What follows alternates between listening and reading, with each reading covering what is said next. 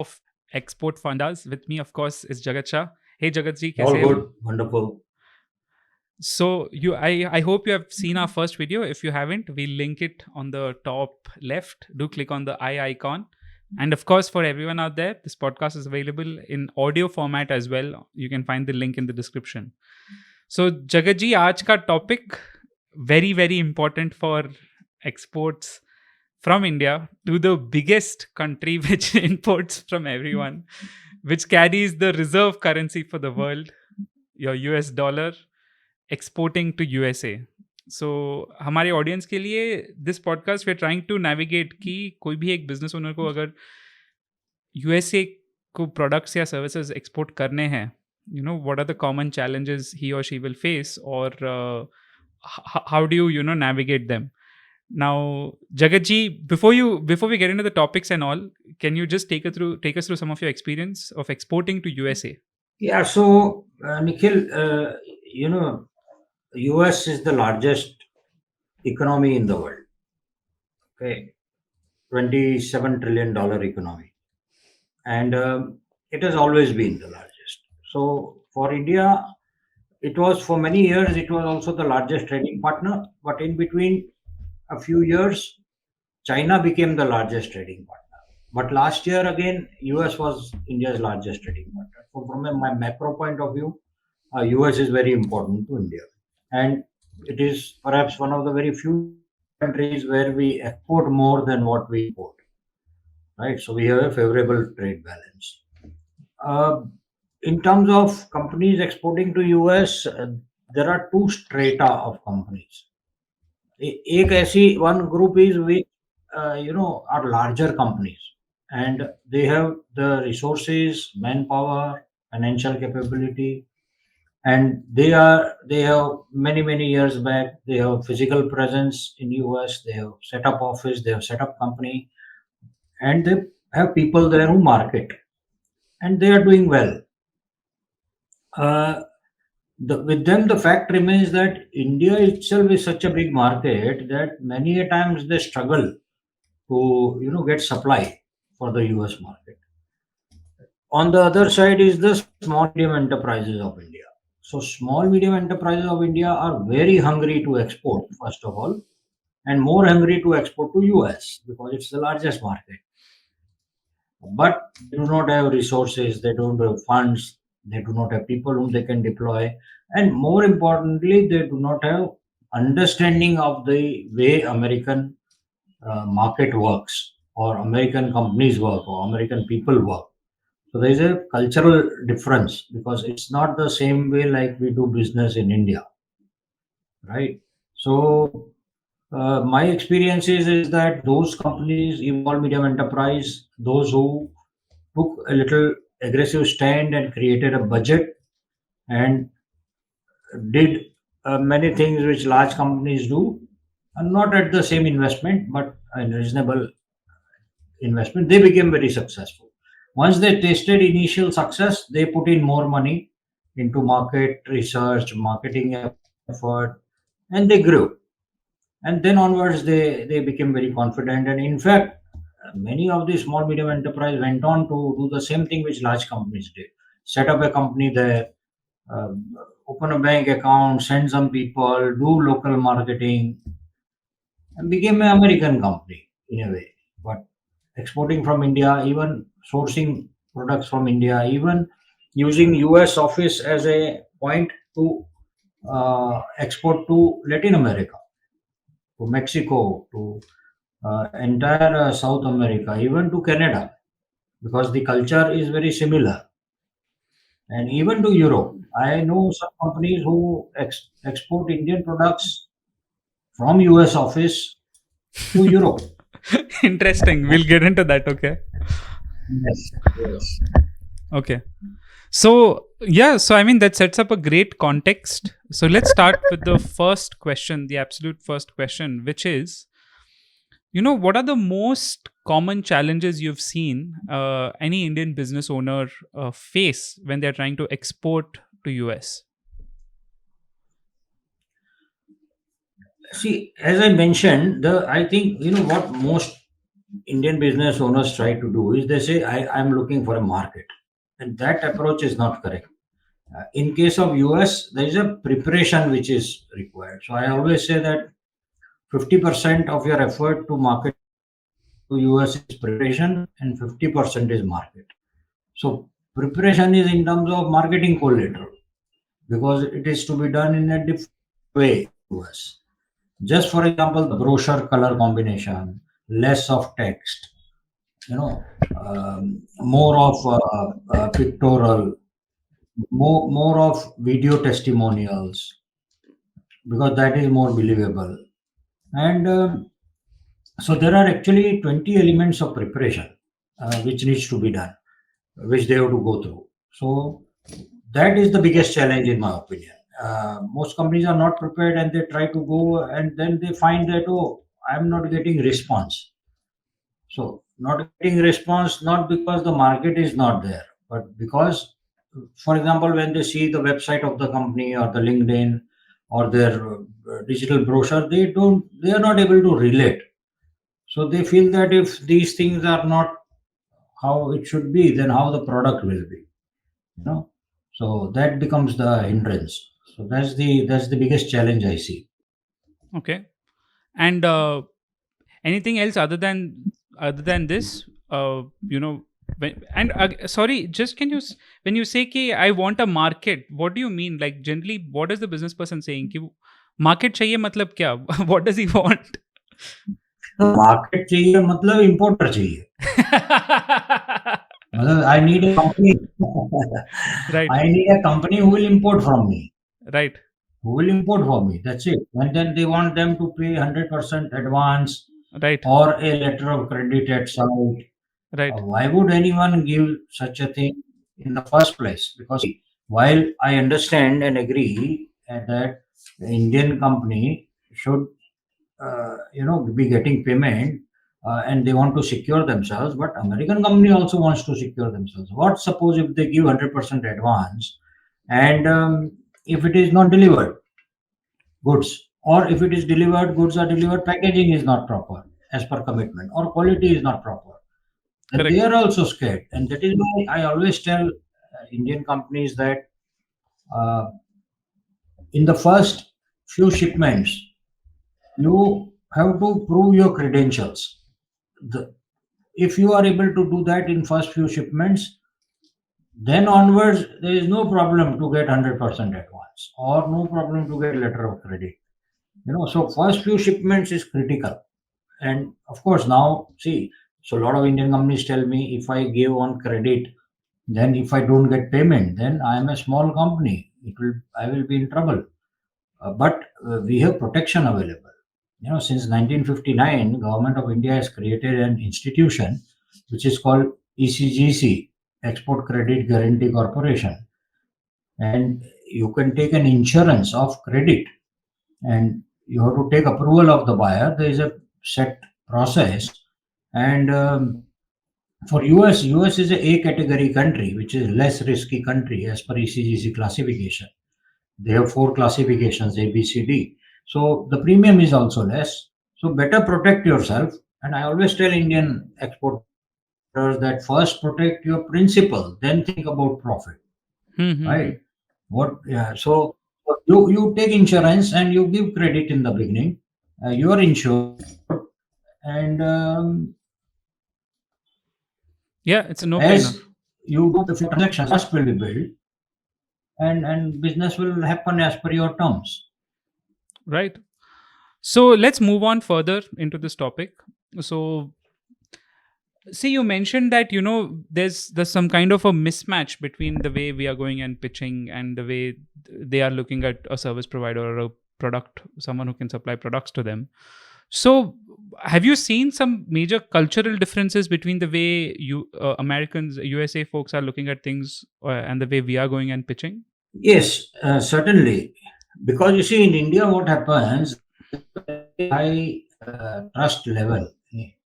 Because, um just for example, I'm a Jain, right? You are also a Jain. So if I make a call to you, and if I say that I'm a Jain, I mean straight away the trust is established, because our cultural system is such that people will say Jain will rarely cheat. I mean, Correct. so so that is not there. Okay, so we that is why I have seen very interesting thing you asked, Nikhil, and I am able to correlate. Most of the Indian companies try to work with Indians living in US, because they are able to match the cultural aspect. Right. And to the Indian living in US, they say I am a Jain, Right. right? So but the Indian population in US is 40 or 50 lakh, or out of which most of them are working in companies. A lot of them in IT companies and others in other companies. So they are not your target. Your target is the 32 crore population of US minus 40 50 lakh, right? So that is where we are not able to succeed. Now I'll give you some examples of cultural difference. So there is a difference between marketing and sales. So we are trying to do sales straight away without doing any marketing. So as I told you, the 20 steps of preparation are the marketing steps. So once you have that in place, it is going to lead to sales. But that we are not doing. Secondly, in US, when you are making first few calls, they do not appreciate receiving a call on their mobile phone. It's a cultural thing. In India, of course, you can everywhere mobile phone you can make a call, right? And also WhatsApp is not very common in US in terms of first few communications. Later on you can, but not in first few. But we try to do that, and I'll tell you the reason for that. And then the cold calling is not a good thing to do in US. Cold calling, 90% of the phones will not be picked, and even if it is picked, it will go to a reception. Receptionist will ask what is it, you tell, it won't go forward. So you so you you have to route it through some other steps, like for example, first get into a LinkedIn connection, send some messages through LinkedIn, then try to get, ask them if I can call on what number. There are direct numbers which goes to them. So that is the time cultural thing. Then one of another important thing I have seen is the time of calling. So if you take India, our night is the daytime, right? But our early night is their early morning. And no, there is a cultural thing. Everybody, even in India, when we, you and me also, when we come to office in morning, we want to finish off our pending things. Correct. So we do not want to be disturbed with a sales call, right? That too cold one. So never call in the first half. Never call in the first half of the day. Post lunch, but post lunch in US is almost midnight. I mean, early morning of India. So that is a challenge, because not many people are wanting to do that as professionals, right? So the time of call is also critical. Post lunch, people are ready to. They are a little bit relaxed. They had lunch. They have finished most of their work, and they are ready to look at new things.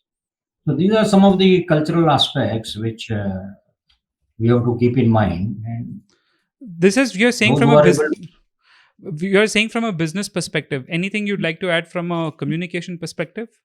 communication also, like, so uh, like I always tell people, do not start uh, telling on the phone. For example, if you have been able to connect to people, do not start telling about your product or your company. Start by getting into a conversation. For example, if some company is wanting to sell auto parts to an American company, the conversation could start from things like, hey, do you know what is the total market size of after sales auto parts in US? Most probably that person may not be knowing, right? So the person will say no. Okay, would you like to know? Nobody will say no. They say yes, tell me. And then you should have done your research. You should have done your research. That's what I'm saying. Preparation. That is the part of preparation. You should know what is the total market size of after sales service market for auto parts and tell them it is $600 billion. They'll say, oh, is it? What is your source of information? They'll be very keen to know whether it is correct. So keep your source of information ready. Say, this is the source of information. Then they will get interested. Why? In the first episode, I said that knowledge is business today. It doesn't matter you are a manufacturer, trader, or service provider. Now you are proving to them that I am a manufacturer of auto parts, but I have a lot of knowledge also. That too about the American market. So they will think this is the person I want to talk to because not many people talk like this. Then you can even ask, okay, so hey, do you want to increase your sales 2 times in next 3 years in US? Your sales, you are talking about yours, I mean their sales, not yours. No one will say going to say no. They will say yes, sure. Okay, can I give you 3 tips by which it will happen? Again, they will say yes. They want to know what this guy is going to tell me. I am in US. I am in this career for 20 years. What this guy will tell me, which I don't know. So you should have again done your research in such a way and added your entrepreneurial inputs to it, creative aspects to it by saying this is how it can be done. This is how you can do. And they will say, hey, this guy, if I buy parts from him or her, I will not only get good product, but also constant market knowledge, which will grow my business. So that is the differentiator you are creating. So that is something in the communication skill which needs to be brought into a conversation. What we generally do is we pick up the phone, oh, I am from ABC company. We are manufacturers of auto parts. I saw that you are importing, and are you interested to import from us? That is like nothing. Nothing is going to happen from that, right? So you have to build a conversation. Right, makes sense. So essentially, what you're saying is, and I guess this goes back to the original point, right, of trying to establish trust. Because over here, maybe if you know, because you're in India, maybe you have rooted networks or whatever it is, you'll have an inherent trust. But you're going to a new geography, you'll have to build your trust essentially from ground up. Okay, so True. let's move on to the Absolutely. next question. This is something which I hear a lot of people say, especially when I meet some niche manufacturers, uh, some service providers as well, like some professional service providers like architects and engineers and civil engineers, sorry, is, what are some sort of regulatory hurdles which Indian exporters face when they're trying to enter the US market? So there are. I will compartmentalize this in 2 parts. One is manufacturers and traders Oh, who deal with merchandise, a product, and service sector. right. So US follows standards. There are standards like ASTM standard, or there are certifications. So they are they have to be followed. Now take case of architecture which you mentioned. There are architectural codes which have to be followed when somebody is doing architectural design or structural detailing or something like that, right? So those codes have to be known. We do not know those codes. So once you know, and then it is comfortable, right? And because their construction standards are different, there are certain standards which you should be knowing. That is the biggest challenge, right? So there is some part of work which American companies are outsourcing to Indian architects, but not all. You know, so that we have to upskill ourselves to that. Now, if you look at merchandise, suppose whatever is consumed by Americans or whatever is put on the body is very very strict regulation. So, for example, food or pharmaceuticals or medical devices or medical equipment, medical disposables, even cosmetics, hair color, anything which touches body, because life is very important in US, and very very big huge liability laws. So they have made the regulations. US FDA, you would need a registration with US FDA. They have inspections. There is a very stringent process involved. Even after you have been registered with USFDA, they come on sudden inspections unannounced. They also issue warning letters if sometimes they find some information which they feel even after a year or 2 years of you doing business. So that regulation part and compliance part, we have to be always updated, right? If you take electrical products, then there is again there are electrical codes which are standards. Like if you see, we have BIS in India, Bureau of Indian Standards. So BIS has drawn all its standards from British standards Right. because British were there before independence. But British standards also have, you can say, a lot of similarity to American standards, but not complete. So that way, many of our standards have, over a period of time, matched global standards. But still, every country has something different. So for every product, one needs to find out that what are the standards to be followed. Then there is a lot of American companies, particularly like those which are listed in the stock exchange or government institutions. They insist on Dunn's number. So Dunn's number is a data universal numerical system, and Dunn's number is actually a credibility number of an exporter. So then you should have Dunn's number. People tell me, I it's like chicken and egg. They say if I get order, I will take it, but you will get order if you have it, right? So Dunn's number has to be there. Then ISO certification, for example, some companies have made it their procurement rule that we will only buy from an ISO certified company. Right. Some others have not, but it is a big decision maker differentiator. If two proposals are in front of an American buyer, one is ISO certified, one not, they would preferably go towards ISO certified one. Right. So I have a question here. So say I am a new, let's start from a merchandise perspective, right? So I'm a manufacturer of some kind of an item. According to you, how much do you think I'll end up spending, on trying to get at least these basic regulatory aspects sorted, like a Dunn's No, number? so Yeah. it's yeah, it's different for different products, but not so much. For example, ISO certification in India, Government of India has a scheme where whatever is the cost of taking an ISO certification, 80% is refunded. There is a scheme going, so it's very popular. So not really too much. Dunn's number is a hardly 25,000 rupees or something, which is a one-time cost, right? Then it will depend product to product.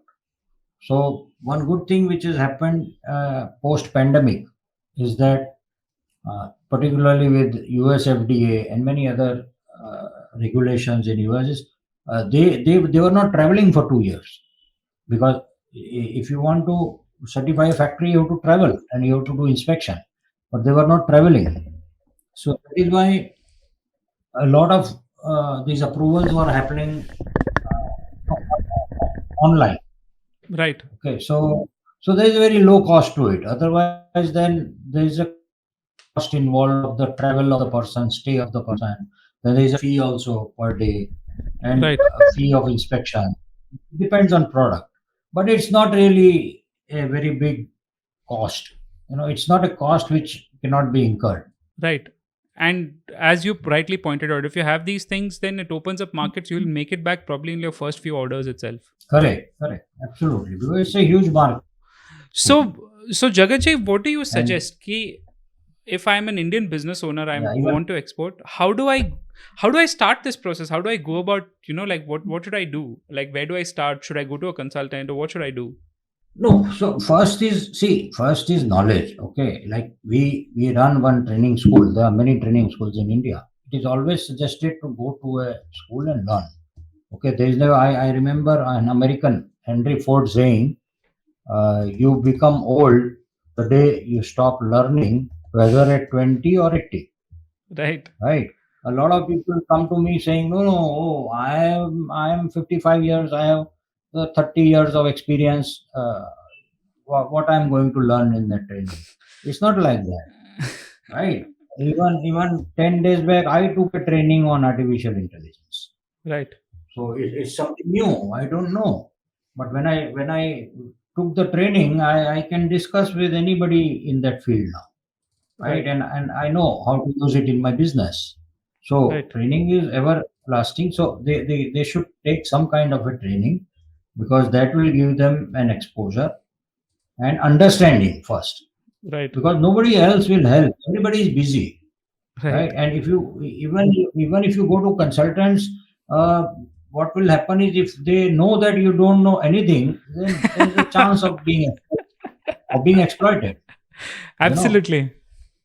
Yeah, and there is no rocket science in this, Right. in doing exports. it Right. is it is an entrepreneurs in India are very smart. Entrepreneurs in India are smart. They Right. are very smart. We are doing business in a very difficult country with a lot of challenges of ease of doing business. So when Right. we are exporting, life is much easier. I agree.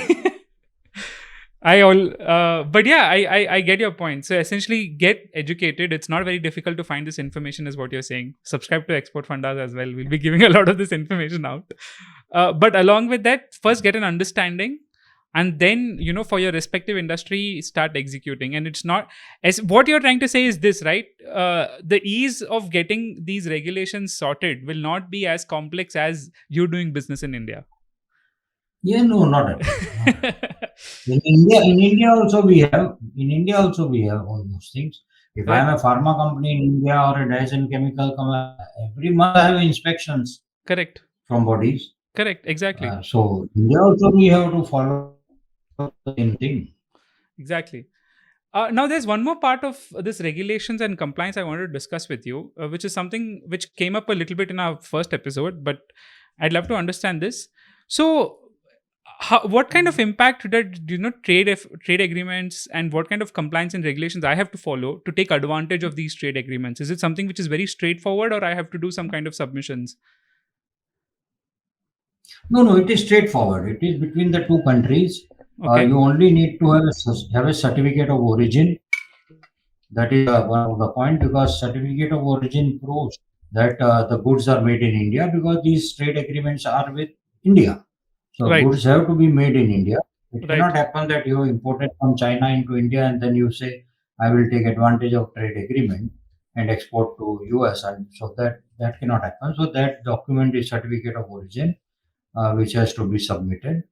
Otherwise, it's quite straightforward, Right. because there is a document, and the customs department in both the countries, Right. and the free trade agreement is based on HS codes, the harmonized system code number, which are common in both countries. So Okay. both countries know that under this classification, this is under free trade agreement, it is a nil duty, for example. So Right. the duty part automatically will become nil, but you will have to support it with a certificate of origin. Correct. Got it. Hmm. So, guys, I mean, of course, what Jagat sir just said. If you're getting confused with all of this and you're looking to export, I think it's time, you go check out his course. The link is in the description. Do sign up. He actually does live training. I personally have done it, and it has been really interesting to see where I had to set my company up for the future. So let's move on to the next aspect. So assuming that okay, मैंने ये regulation कर दिया है, मेरे को पता है कि ये product बेचना है.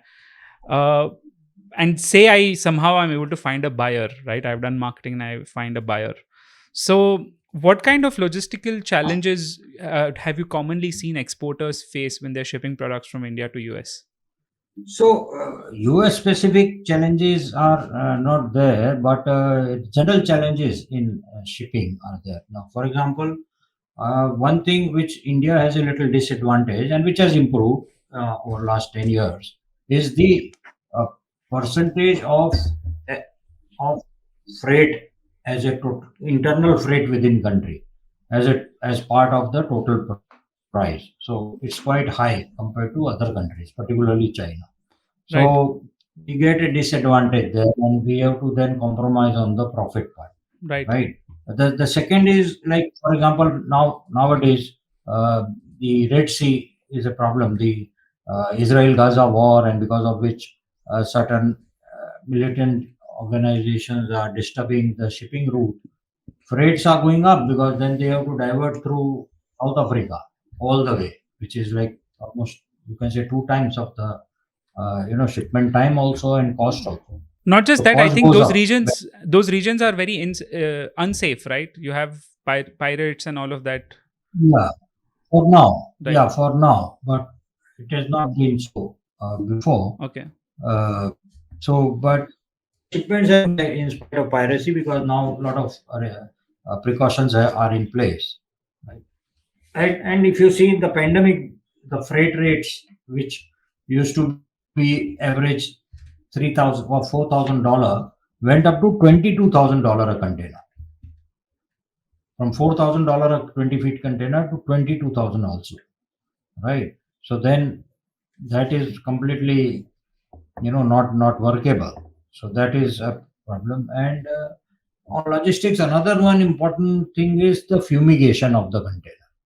Right. That is a very important aspect to be kept in mind. Many people miss this and they get into big trouble because in US, when you bring in your product, you have to give a fumigation certificate because they do not want to import bacteria or the harmful Makes sense. whatever I is am in sure उनका India. Immune system हमारे जितना अच्छा नहीं होगा. Correct, correct. Correct. Every country has because they have pure water and they have pure air, Right. right? We are everyday breathing Right. bacteria, right? So, but they have regulations. So, fumigation certificate is must, and fumigation also has to be done as per certain standards. So, they should be written in the report. That's it. Otherwise, there is no major challenge. Perfect. Let's move on to the next point. This is something which you touched upon a little bit earlier, but specifically, when it comes to merchandise, right?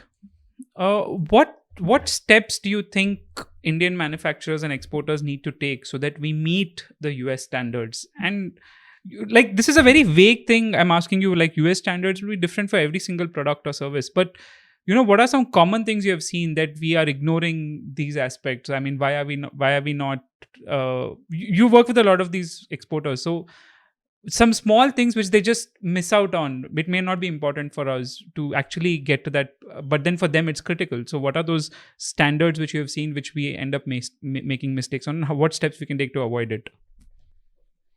Yeah. So every product has a standard which is it is published openly.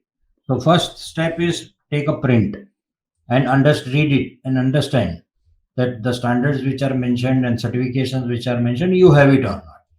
So if you don't have, then make sure that you take it to that level, particularly certification. So find out which organizations are giving those certifications, talk to those organizations, ask them the process of getting the certification, time and the cost, because cost of that certification you have to add into your price, right? So once you have done that, then it is always better to also check with the importer that is there any additional certification. Sometimes I have seen in US that particular state has some additional certification other than the country. So if that importer or buyer is in a particular state where there are some requirements, then you should be able to you should fulfill that. And there are a lot of agencies in India, like we have Export Inspection Agency of Government India, which does this certificate. Then we have labs, for example, in textile. We have a organization under Ministry of Textile called Textile Committee. So Textile Committee has almost more than 30 textile labs in India where they do testing of the fabric. So that also sometimes is a condition put by large importers that you should have a certificate of analysis that what dyes you have used. There is no harmful dyes. There are certain dyes which are not allowed, to be used in clothing or home furnishing. So this report will say it is not there, and that is why when the standards and certifications are checked, all these aspects will be known to companies and they can follow. Then there are also certification experts as individual professionals who help. So take professional help because this is a subject which only once you have to do. See, when you start doing business with US, you only once you have to understand. Then every time you need not. It is better to invest once. Right.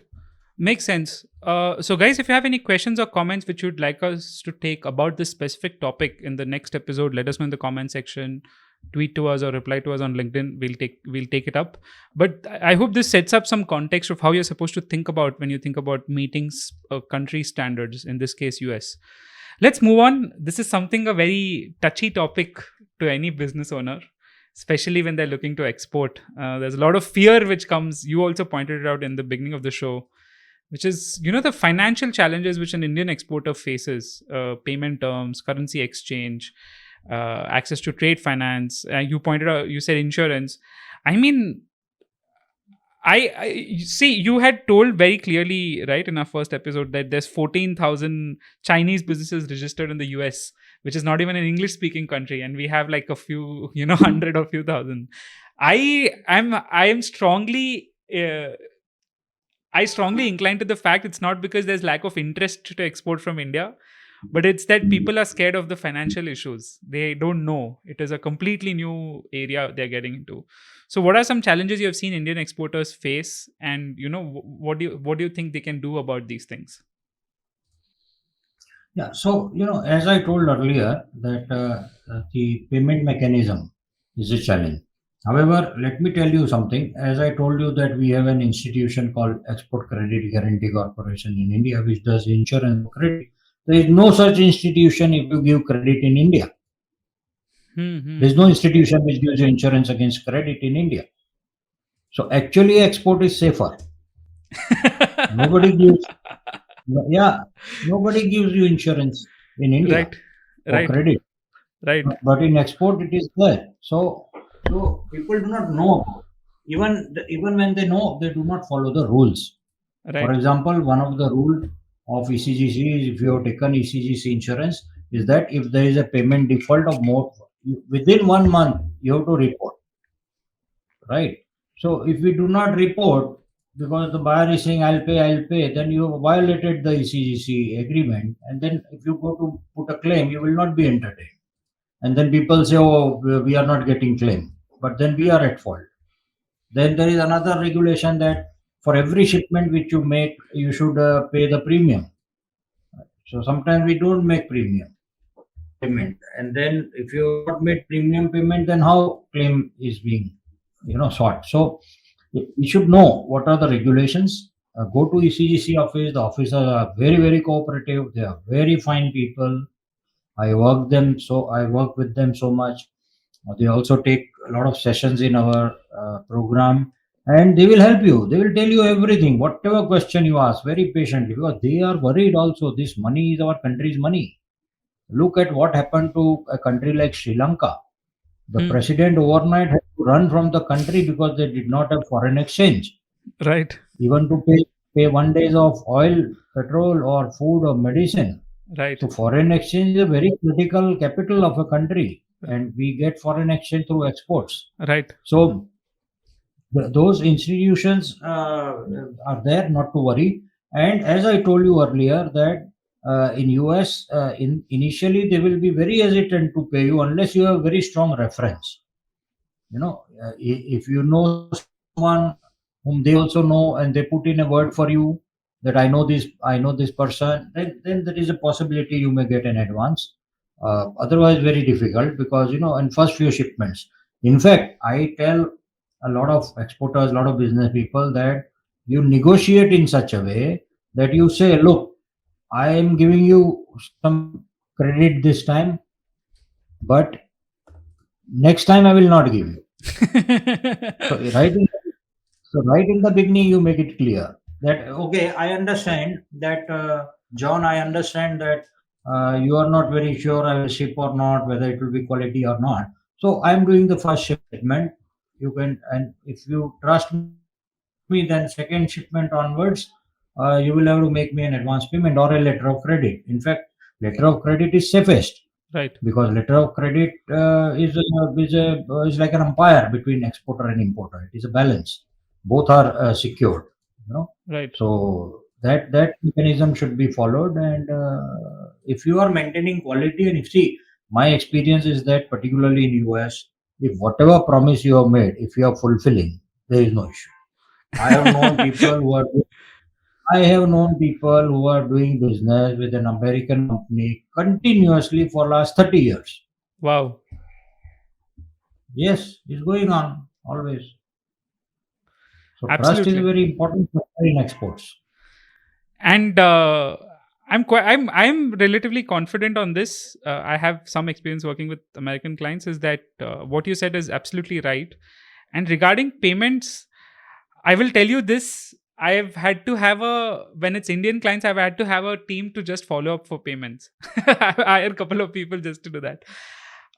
In the US, on invoice date, whatever the agreed upon terms are, I've never had to follow up. An Correct. email reminder, not even a call. Sometimes just so nowadays they add you to their Teams or their Slack. You just send them a message and it's done. So I can say from personal experience, this is something which I've noticed. Let's move on and see one more Yeah, good thing I've seen is if you're a good their vendor payments, for. Sorry, go ahead. yeah, their payments are automated.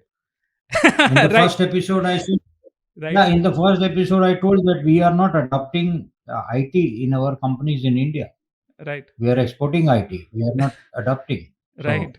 if you automate it, then there is no need for a reminder. Absolutely. And I've been firsthand. I've experienced this. Initially, I too was worried about a lot of these things, but my partner, all of us would prefer a US client any day, especially in terms of payments and follow ups. Just essentially just following whatever contract you have signed, right? Like they.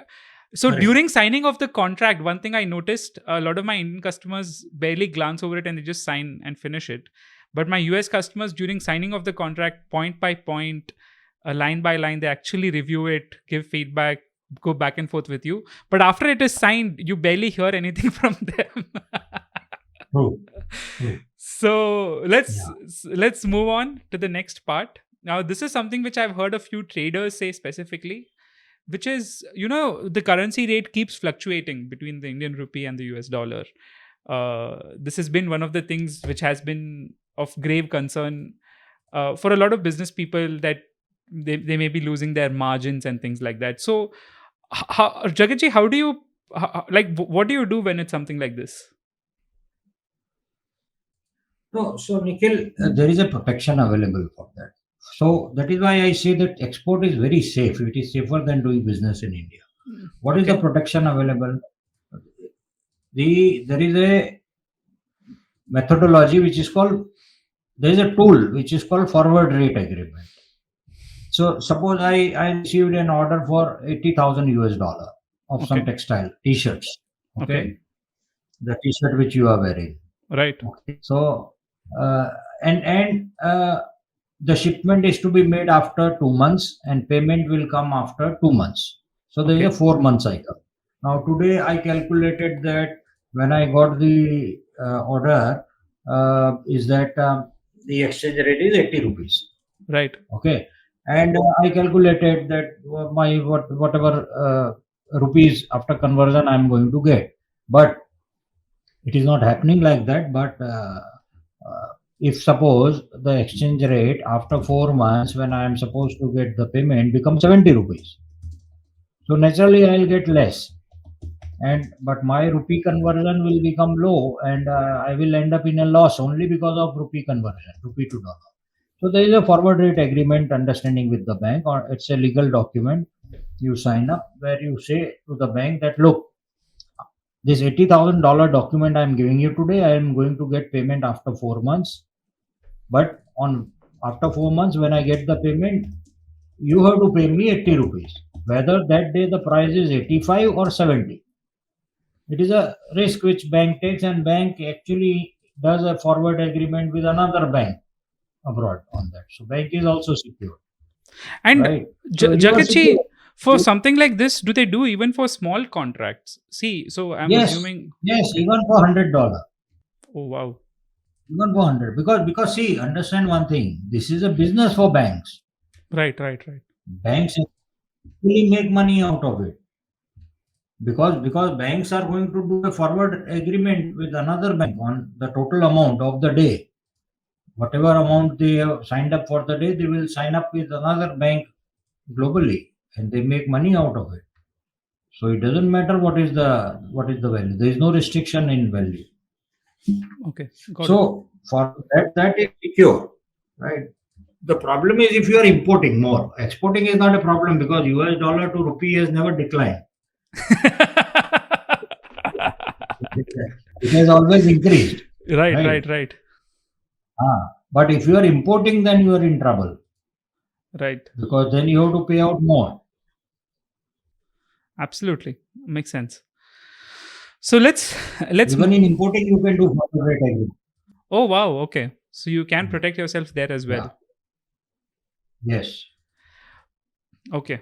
So, guys, I mean, we'll see if we can do a detailed video on this topic. So, let us know in the comment section below if you want to know more about this, because this is something which can help you safeguard against a lot of fluctuations which may not be in your hand. Let's move on to the next aspect. So, there's something interesting. We've touched upon this a little bit from a business perspective, but how do you think Indian exporters should adapt their products or services to suit American consumer preferences? Because say I'm trying to See, sell directly to the consumer, right? How do I make sure that, okay, my product will actually be appealing to him if I'm directly trying to sell to consumer online or something like that? yeah. So, the thing is that, as I told earlier, the first step is market research. I tell a lot of companies whose products are such which can be sold in retail from the shelf. I tell them that either your friend or relative, tell them to go to a supermarket, uh, buy 5, 6, 10, 15 products of similar type and put it in a courier and send to you.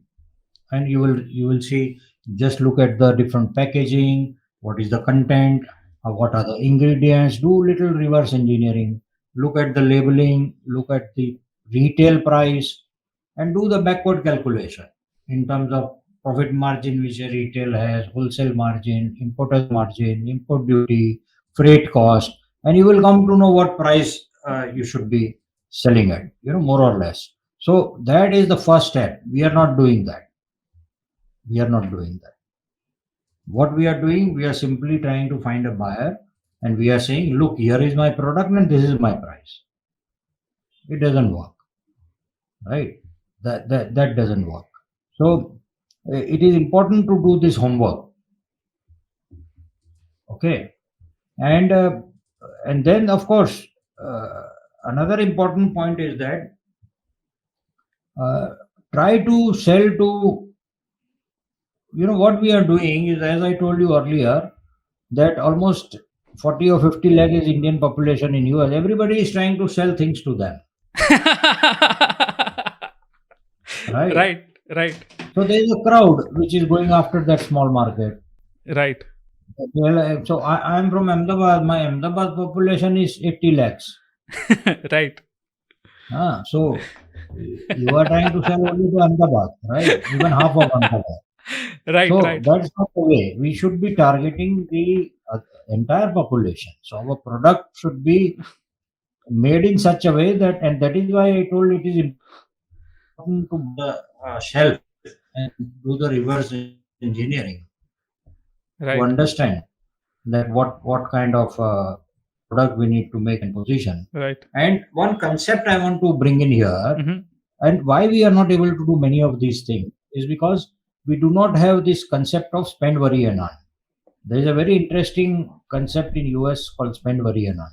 Okay. So, what is spend, worry, and earn? You have to spend first, worry, and earn. Now, what is market research? Market research is same thing, spend, worry, and earn. Sometimes the end of a market research report is that this market is not good for you. So that's a good research. Good, you will not waste your time. See, so we in India we have a concept which is called unspend and worry, right? So, so you can never do market research in that model, and you can never do this all this DUNS number and ISO certification and preparation, and good website, and good quality brochures and content and expertise you cannot hire, because we do not have that investment mindset. Right. Even forget market research. Even you look at technology. What is technology development? What is R&D? Right.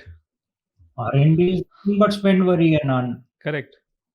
And that is why two sectors have done very well from India in exports. Pharma is a very good example of spend, worry, and earn, because they have to spend on research, they have to develop a molecule, and then they have to develop a drug and patent it. Then they go to market. By that time, they have spent crores.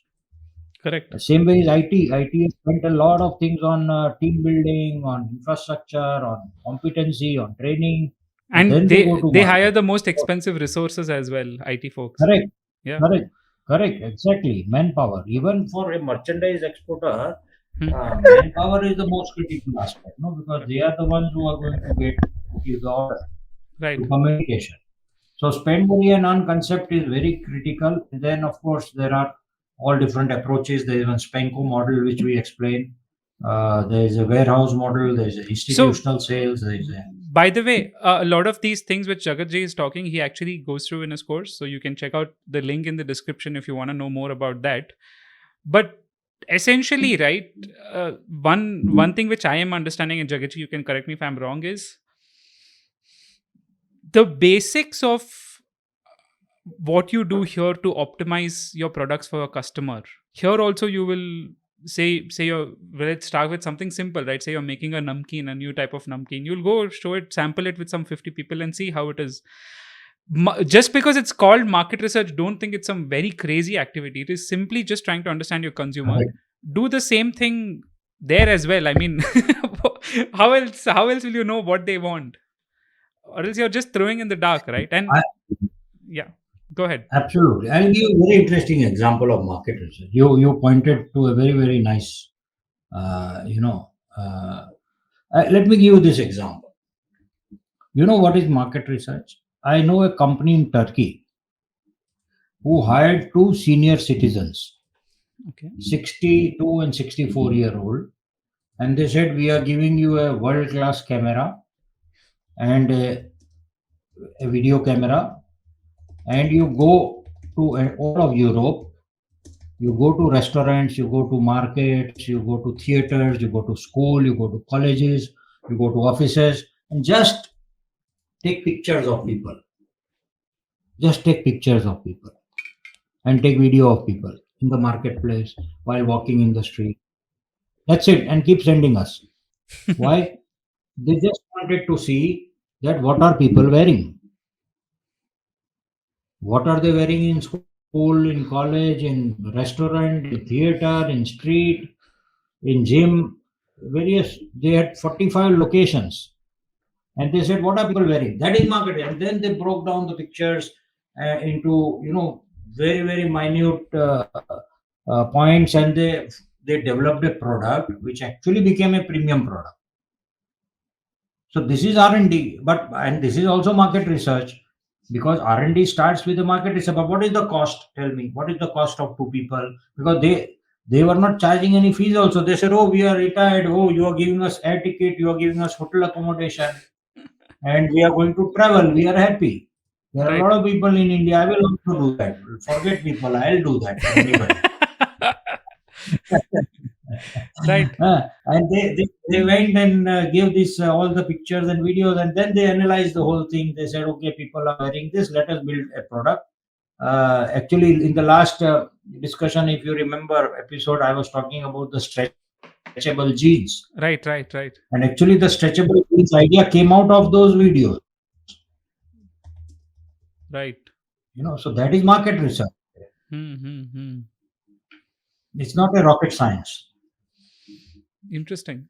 So, I guess this also points to the next part, which is like most Indians, they're trying to sell to Indians there because they understand the market and they don't want to spend on doing market research for the US citizens. And that's sad because I think we have Correct. some superb products to sell. So, Jagaji, I'd like to ask if it's possible. You worked with a lot of manufacturers from India. Whom do you think has successfully done this from India? Who's actually adapted their products for the US market? They actually sell well. Any specific idea or any company which comes in your mind? You may not name the company, but just the category also works, or what they did. No, there are many companies.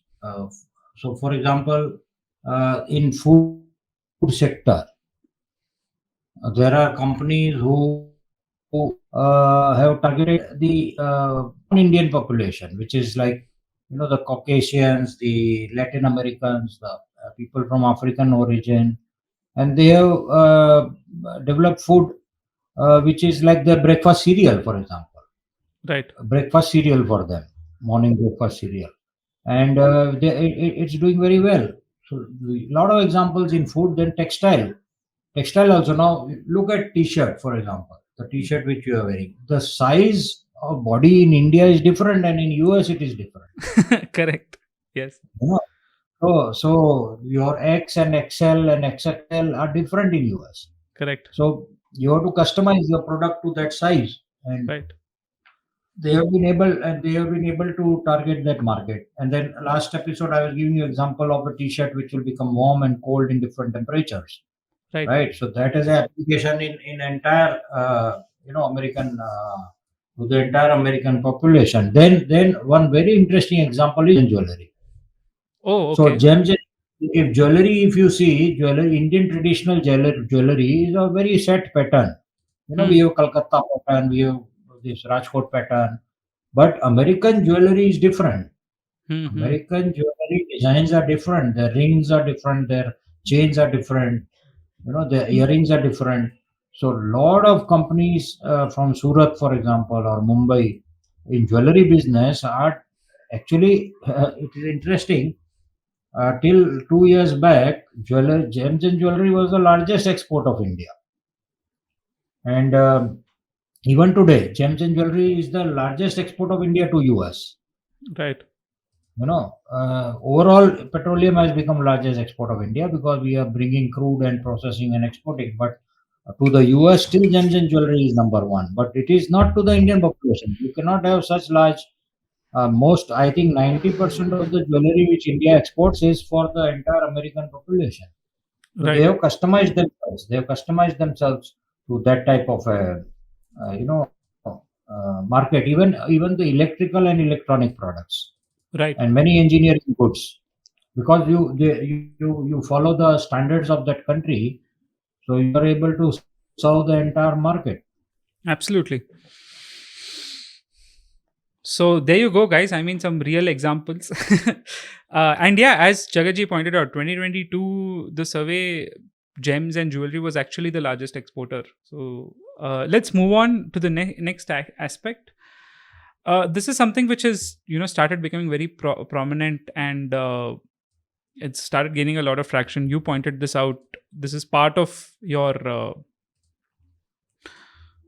model of being competitive, which is how are Indian businesses addressing sustainability and ethical consideration in their export practices? And this is a major issue because a lot of media houses paint India in a very, I have personally felt that in a very bad picture even to this date, especially a lot of the. So, how do you address this from an ethical perspective, but also from a sustainability perspective?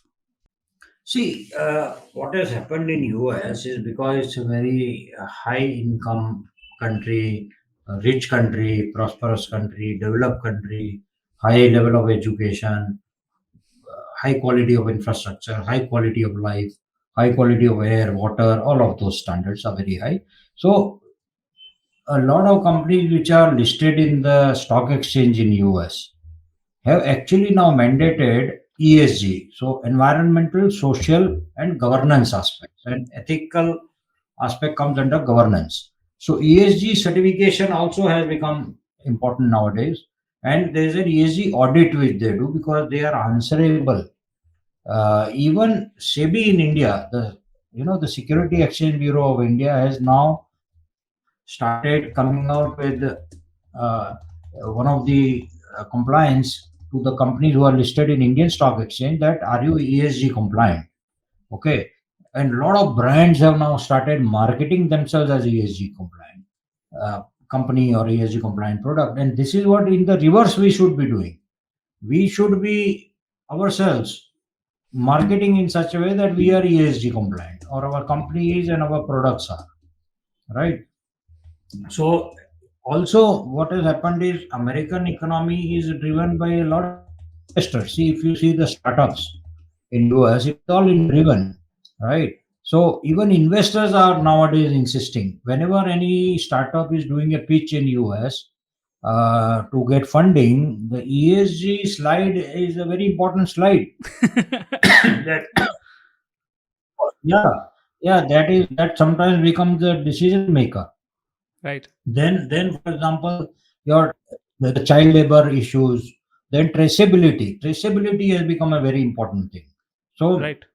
today a consumer of a buyer of a t-shirt in US wants to know that this t-shirt has not been made by a child, and that this t-shirt has come from the cotton has come from which farm, Right. right? Or when the food is there, that food has been grown by which farmer. So the traceability technology is in place now, and that is also now part of environmental, because you want to make sure that you are wearing a t-shirt which has not harmed the environment.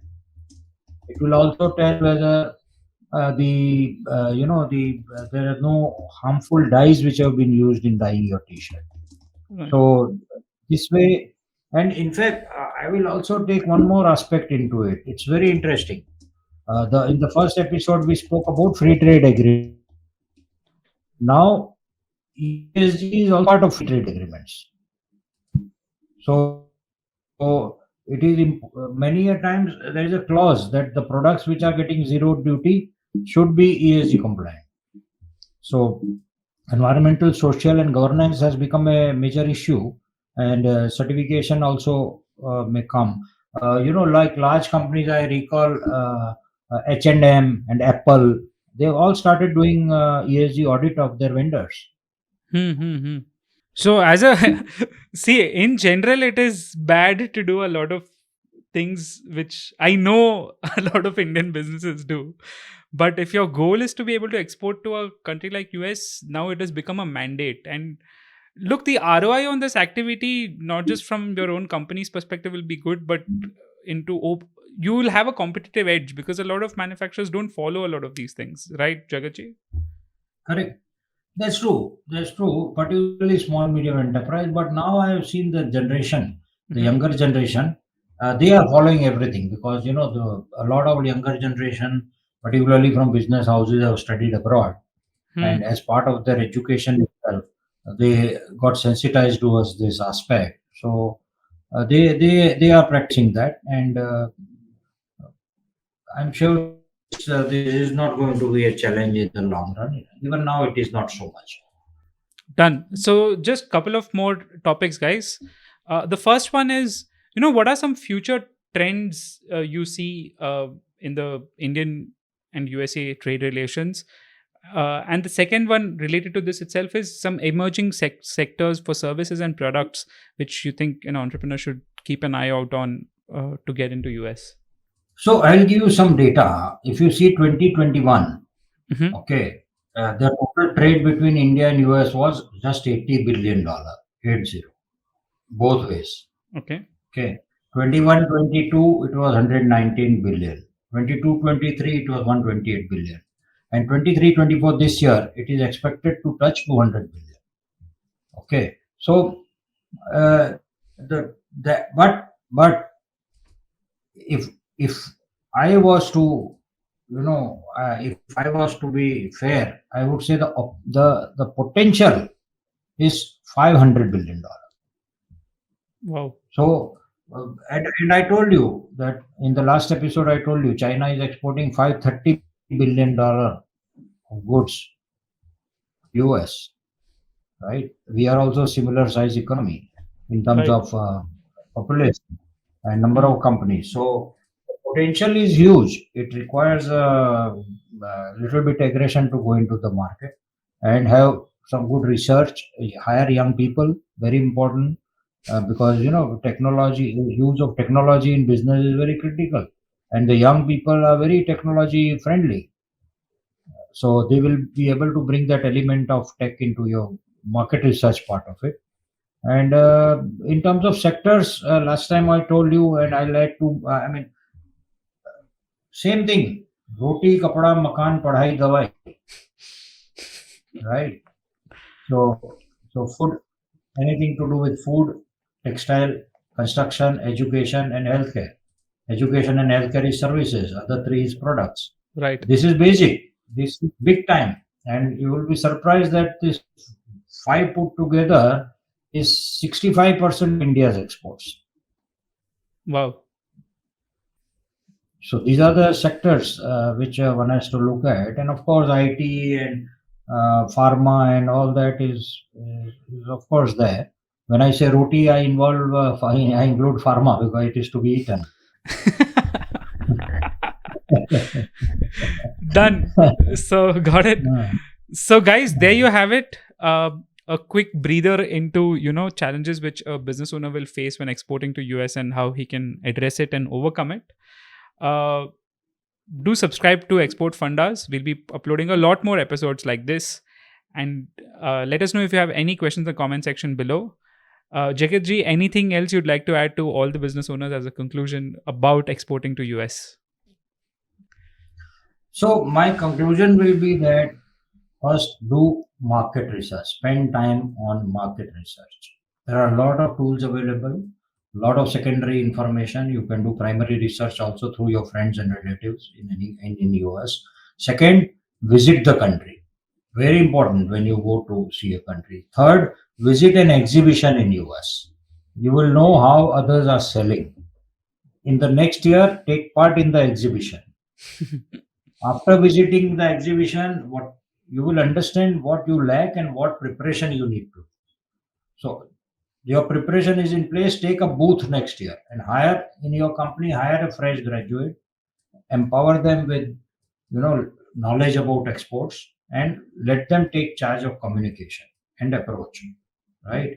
And let them do the lead generation. Your work is to do lead conversion. Let them do the lead generation because you will never be able to do lead generation because you are handling so many other things, right? Their work is only lead generation and you do the lead conversion and communication skills. That's it. Once you have this in place, and be patient. Be patient. US is one market where you will have to give maybe a year from the day you start to be able to crack a business. I know some people who cracked it in 1 month. So that happens. But on an average, be patient. 1 year, invest time, invest money, invest in people, invest in technology, invest in preparation, get all your legal compliances, your certifications in place, find out who is going to give you guidance on that. Lot of resources are online, and just proceed and go into the market because one uh, thought is very clear. The If you are able to export to US, you will be able to export to anywhere in the world. Because a lot of people, when you say, if you tell a Japanese company I'm exporting to US, they assume that you are there. I mean, you all your standards are there, otherwise you can't. तुम धन्य Right? हो. Correct.